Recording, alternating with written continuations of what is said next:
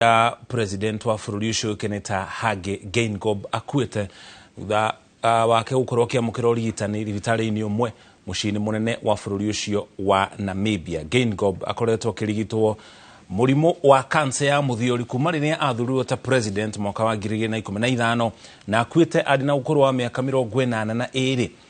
Akuire arĩ thibitarĩ-inĩ ũĩkaine ta Lady Pohamba na gũkinya gĩkuũ gĩake auma hamwe na mũtumia wake na ciana ciao. Munini wa president wa bũrũri ũcio Ngolo Mbumba niwe ũiyũkĩtie matamu motongoria nginya mũthia wa mwaka ũyũ rĩrĩa gĩthurano kĩnene gĩgatabanio bũrũri-inĩ ũcio wa Namibia.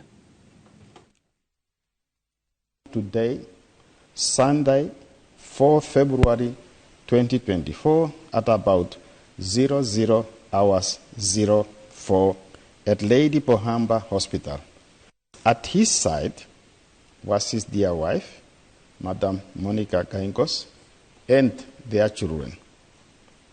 The medical team, as I informed the nation only yesterday, has been trying its utmost best to ensure that our president recovers.